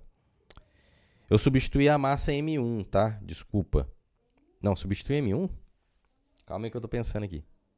Eu substituí D2, tá? Foi D2 que eu substituí, perdão. Foi D2 que eu substituí, tá, gente? D2 tá aqui. É porque eu já tô fazendo a prova direto, tá louco. Então, eu substituí por D2. Então, eu vou ter esses valores, né? De M1Dzão dividido por M1 mais M2. É porque eu já isolei o V quadrado aqui, né? E aí, o que acontece? Eu posso simplificar esse D quadrado com esse D. Então, sobrou só um dzão aqui embaixo agora.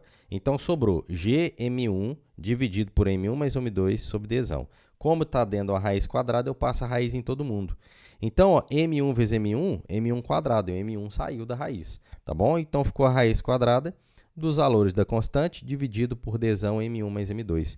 Então, como eu quero saber a quantidade de movimento, ó, o módulo da quantidade de movimento de cada estrela, ali o que acontece? Eu peguei e multipliquei, então. Se eu estou falando da velocidade V2, por que não multiplicar para o M2 do lado de cá e do outro lado também para o M2? Foi isso que eu fiz. Porque massa vezes velocidade é a quantidade de movimento. Aqui, ó, só multipliquei por M2 dos dois lados. Então, a quantidade de movimento pedida da questão vai ser dada por essa relação M1, M2, que multiplica a raiz quadrada da constante de gravitação dividido por dzão, que multiplica M1 mais M2. Então, esse é o resultado para essa questão. Então, vamos ver? O item correto aqui da questão de número 37 está aqui na letra B. Ok? Vamos aí para a nossa próxima questão. Questão de número 38, pessoal. Ela diz o seguinte, ó, nós temos dois líquidos, né, o líquido A e o líquido B, respectivamente com densidades ρA e ρB, estão em repouso, tá, no tubo em forma de U, da seção transversal uniforme e muito pequena representada na imagem. Então, ok, aqui nós temos um fluido A, como vocês podem perceber, e aqui está o fluido B, desde a parte lá de cima até nesse ponto. Ambos os líquidos possuem o mesmo volume, tá bom? Então, o mesmo volume, que é igual ao volume da base do tubo, cujo comprimento vale L, tá bom? O comprimento X, que mede a posição do contato entre os dois líquidos, a partir da extremidade da esquerda, vale. Então, quero saber esse comprimento X aqui. Ok? Então, o que nós temos que fazer? Pensar, obviamente, aqui na questão da parte de equilíbrio. Nós temos equilíbrio nessa questão, tá? Então, a pressão de um lado tem que ser igual à pressão do outro, né? Então, a densidade, gravidade e altura, que é a pressão da coluna líquida do fluido A, ela tem que ser igual à pressão da coluna líquida do fluido B. E foi isso que nós realizamos aqui, ó. Pressão da coluna líquida do A igual à pressão da coluna líquida do B, tá bom? Mas pensando nos volumes de A e de B, que são interessantes, né, de nós pensarmos nessa questão, o que ela tem? Ó? O volume de A, ele vai ser dado pela altura HA, mas eu tenho essa outra altura aqui de X, é como se eu projetasse ela para cá, né? Então, é HA mais X, vezes a área do tubo, que é uma areazinho A. Isso tem que ser o volume total dele. O volume total dele vai ser L vezes A, tá bom? Agora, pegando para o tubo B. O tubo B também tem a mesma analogia, só que ele já tem uma altura HB, certo? Mas esse pedacinho aqui, quanto que vale? Ele vale o comprimento total L menos X, tá bom? Então, L menos X aqui, ó, certo? Então, vai ser esse valor de comprimento, né, de altura, vezes a área da base, tá? A área do tubo. Beleza? Então, isso aqui vai me dar o comprimento L vezes a área também, porque os volumes são iguais, né? Se a gente for parar para analisar. É L, porque a questão falou, né? O comprimento é L vezes a área A. Então, beleza, porque os volumes são iguais, isso aqui, ó. Então, o que eu fiz? Eu posso simplificar, né? Olha lá, eu simplifiquei as áreas ali, cortei. Então, o que sobrou? Qual relação que nós temos? Que HA mais X é igual a L, e aqui, eu simplificando L com L, eu sei que X é igual a HB, tá bom? A relação que nós chegamos, tá? E é interessante que pegando, né, da nossa equação que nós tínhamos, que era a densidade vezes a altura de A igual a densidade de B vezes a altura de B, eu vou jogar a densidade de A. A altura de A, ela vai ser L menos X, tá bom? Olha lá, ó. Então, L menos X é a altura de A. Igual a ρ vezes a altura de B. Quem é a altura de B? Jogando esse X para o outro lado, a altura de B é igual a X. Então, tá aqui, ó, X, ok? E é isso que a questão queria saber. Então, aqui eu fiz a distributiva, ρ vezes LA é igual a ρ menos ρAx, vai ser ρB vezes x. joguei esse ρAx para o outro lado, coloquei o ρA e o ρB em evidência, então eu consigo isolar x agora. Então é só pegar esse valor e passar dividindo o ρA vezes L. E é isso que nós fizemos para achar aqui a medida x pedida nessa questão. Vai ser ρA menos a densidade do líquido A vezes o comprimento L, dividido pela soma das densidades dos dois líquidos. Beleza, pessoal? Então aqui nós temos como item correto letra B, tudo bem? Então, a questão de número 38, como está sendo explicitado aí, letra B. Vamos aí para a nossa próxima questão. Questão de número 39, questão com muita conta, galera. Eu acho que essa prova toda, né, pessoal, teve conta demais. Mas vamos lá. Questão 39. Uma banheira contém água fria e um brinquedo esférico de raio R, ambos a uma temperatura TF, tá? Uma mãe cuidadosa que prepara o banho de seu filho deseja ajustar a temperatura da água para um valor TD. Para fazê-lo, ela acrescenta uma água quente à temperatura TQ, a banheira. Os calores específicos das densidades da água do brinquedo são, respectivamente, CA, CB, ρA e ρB, tá bom? Enfim, a pergunta da questão é: determine o volume VQ da água quente que deve ser acrescentada ao sistema de modo que, após atingido o equilíbrio térmico, a banheira esteja completamente cheia. Desconsidere perdas de energia via calor para o ambiente e suponha que a capacidade térmica da banheira é desprezível. Então, a banheira não está trocando calor. A banheira é formada por dois sólidos, né? Primeiro, um paralelepípedo de dimensões L, H e D. E dois, um semicilindro de altura H e diâmetro D, conforme mostrado na figura. Beleza, né, pessoal? Que a prova de física teve matemática demais, né, gente? Mas muita conta. Acho que nem tanto quanto a prova de matemática, tá louco? Então, olha só, gente, para sermos objetivos aqui, o volume de água que nós vamos ter aqui é o volume da água fria mais o volume da água quente, que praticamente é o volume da banheira menos o volume do brinquedo, que nós vamos parar para entender sobre isso. Eu preciso saber qual que é o volume da banheira. O volume da banheira, se você for analisar o desenho, ele tem que ser dado de que forma? L vezes H vezes D, que vai ser todas as dimensões, L, H e D, que é a profundidade. Então, o volume dela é LHD, tá? Mas, qual que é o volume do brinquedo? O brinquedo é uma esfera, tá? É uma esferinha, se você for parar para pensar. Então, ela vai ser πr ao quadrado, né, H, tá bom? Isso aqui é o raio, né, pessoal, que nós temos, né? Então, vai ser π sobre 2, o raio aqui é D sobre 2 ao quadrado H, tá bom? Esse é o volume do brinquedo que nós temos. Não, gente, o volume da banheira, eu estou viajando. Desculpa, o volume da banheira, eu peguei essa parte, que é LHD, e a outra parte aqui, ó, é metade de um semicilindro, tá? Me perdoem, tá? O brinquedo está aqui. Eu tô assim, mas o brinquedo é uma esfera, é 4/3 de πr ao cubo, tá? Perdão. Então tá aqui, ó. Volume do brinquedo, 4/3 de πr ao cubo. E este outro parte aqui da banheira, que eu havia esquecido ali, é a parte do que eu tenho a metade, né? De um cilindro, né? Porque se você for olhar o cilindro, né? Se você for analisar, a área da base vai ser πr ao quadrado, né? Vezes h. Só que é a metade, então você tem que dividir por 2. Né? Então tá aqui, ó, π sobre 2, né? Que já está dividido por 2 aqui. Só que o raio aqui é o diâmetro sobre 2 elevado ao quadrado vezes h. Pronto. Então isso que é o volume da banheira. Ok. Então, gente, vocês estão vendo que essa questão aqui é muita conta, tá? Deu conta demais, tá? E aí, olha só, se eu isolo o volume de água fria, né, ele vai ter que ser o volume da banheira menos o volume do brinquedo menos o volume de água quente, tá? E essa praticamente que é a pergunta da questão, tá bom? E aí é interessante que se nós formos analisar a primeira lei da termodinâmica, o somatório de calor tem que ser igual a zero. Então, o que é o somatório de calor? É a densidade vezes o volume vezes o calor específico, que é a massa, porque praticamente é massa, calor específico vezes variação de temperatura. Só que a massa ela é representada pela densidade vezes o volume. Então, esse aqui é água fria, tá? Então, olha lá, ó, é a densidade, volume, calor específico e variação de temperatura, tá? Tá sempre nessa ordem. Aqui eu tenho outra situação, que é o do brinquedo, densidade do brinquedo, volume do brinquedo, capacidade, calor específico do brinquedo e a variação de temperatura, porque eu quero chegar na temperatura TD, só que o meu sistema está na temperatura TF, então por isso que é TD, que é a final, menos a TF inicial, tá bom? Lembrando que isso aqui é a variação de temperatura. Mais a da água quente, que é a densidade, calor específico, volume de água quente e aí sim, né, a água quente que a temperatura que ela foi adicionada para ir para uma temperatura TD, que é a temperatura final, tá bom? Então sempre a temperatura final é a temperatura TD, que é a temperatura de equilíbrio. Tudo isso tem que ser igual a zero, porque é o somatório de calor igual a zero. Então, é uma lei da termodinâmica.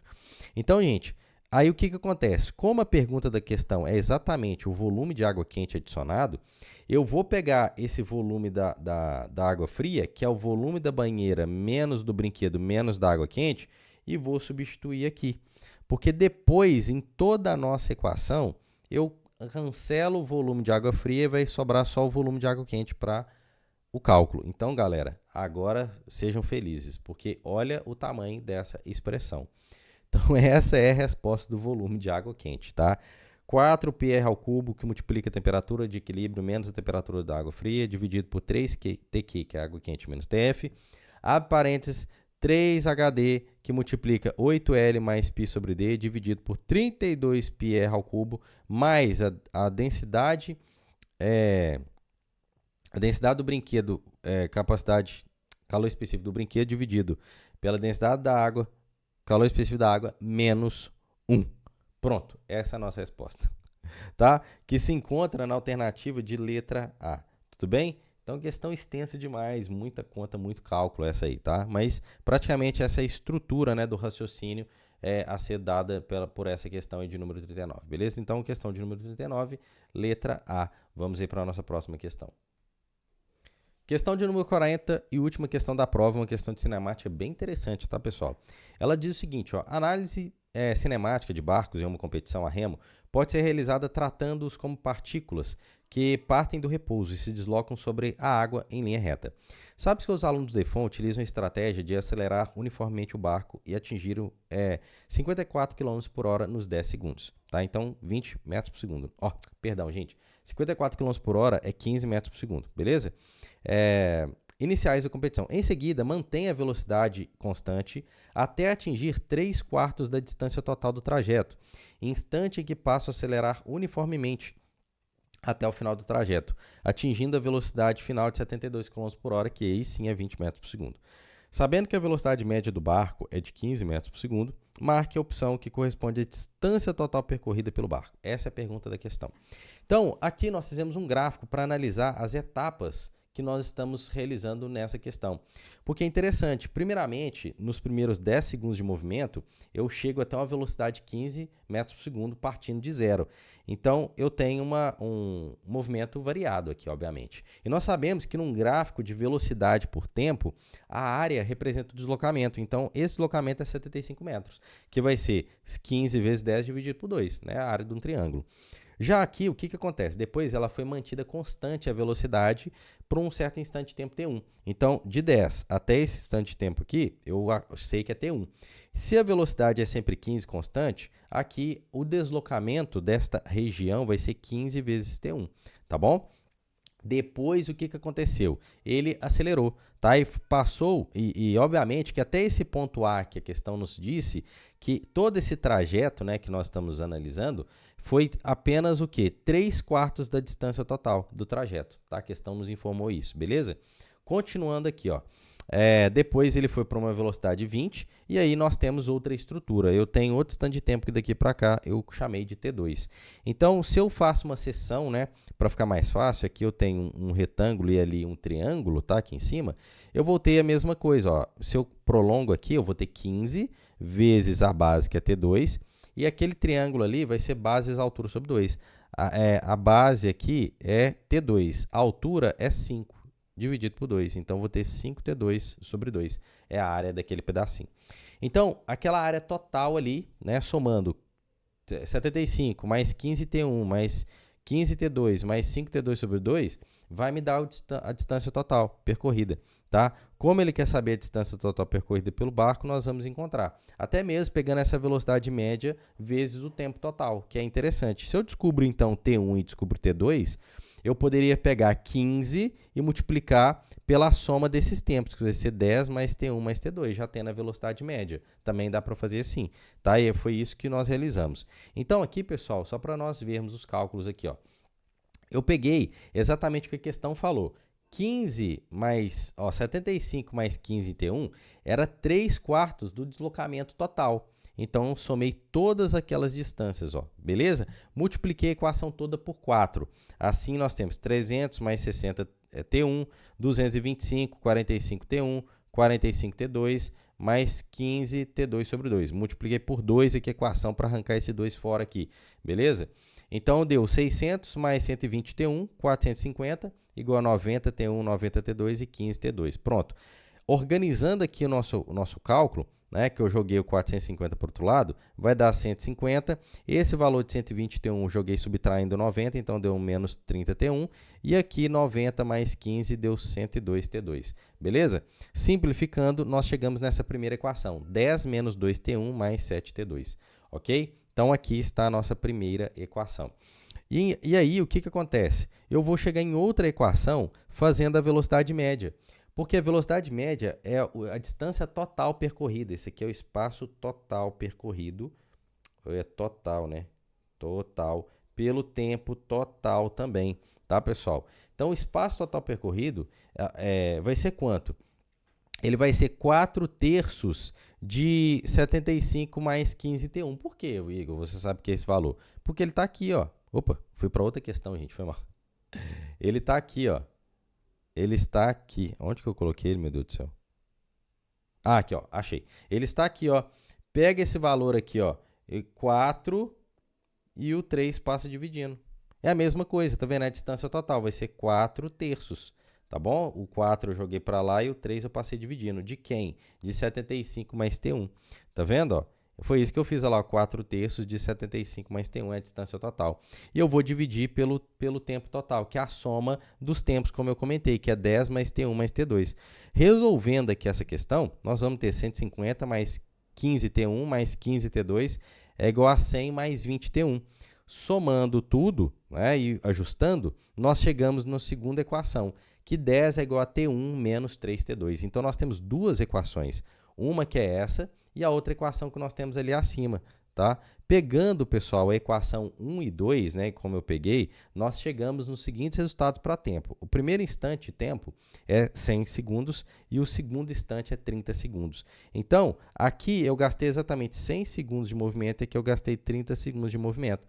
Somando aqui, você vai ter 10 mais 30, 40, mais 100, 140 segundos, tá bom? Então, a distância total é a velocidade média vezes o tempo total de movimento. Tempo total, ele está aqui somado, multiplicado por 15, assim nós chegamos no resultado de 2.100 metros, tá bom? Então, resposta para essa questão, que está ali já especificada, questão 40, letra A, tudo bem? E assim nós finalizamos a resolução aqui da prova da EFON. Galera, tamo junto, forte abraço, valeu demais.